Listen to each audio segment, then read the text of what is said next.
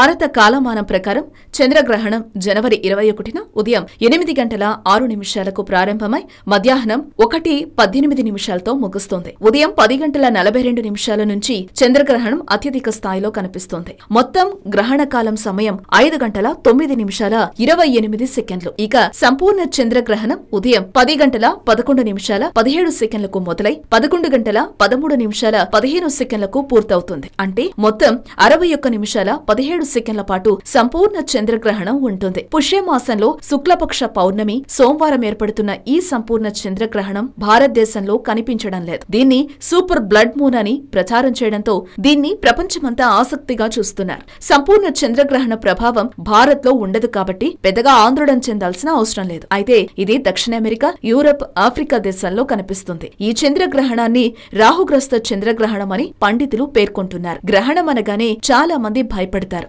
ఏమైనా పరిహారాలు చేసుకోవాలా, గ్రహణ నియమాలు పాటించాలా, గర్భిణీలు జాగ్రత్తగా ఉండాలా అనే సందేహాలు కలుగుతాయి. ప్రస్తుతం ఏర్పడుతున్న చంద్రగ్రహణం పుష్యమి నక్షత్రం కర్కాటక రాశిలో ఏర్పడుతుంది. భారత కాలమానం ప్రకారం ఉదయం 8 గంటల నుంచి మధ్యాహ్నం 1 గంట వరకు ఉంటుంది.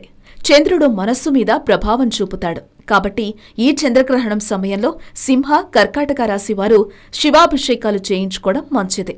భారతదేశంలో కనిపించకపోయినా మనఃకారకుడు చంద్రుడు కాబట్టి మానసిక ఒత్తిడి లేకుండా మనస్సు ప్రశాంతంగా ఉండాలంటే పరిహారం చెయ్యాలి.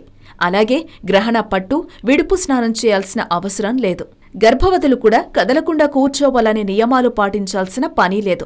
కర్కాటక రాశిలో గ్రహణం ఏర్పడుతుంది కాబట్టి కర్కాటకంతో పాటు ఆ రాశికి ముందు వెనక ఉండే మిథున, సింహరాశి వారు కూడా జనవరి 22న శివుడికి అభిషేకం చేయిస్తే మంచిది. ఒకవేళ అభిషేకం చేయడం కుదరకపోతే ఓం నమఃశివాయ మంత్రాన్ని 11 లేదా 108 సార్లు పఠిస్తే గ్రహణ ప్రభావం తగ్గుతుంది. అలాగే ఈ మంత్రాన్ని గ్రహణ సమయంలో పఠిస్తే 1000 రెట్లు ఫలితం ఉంటుంది.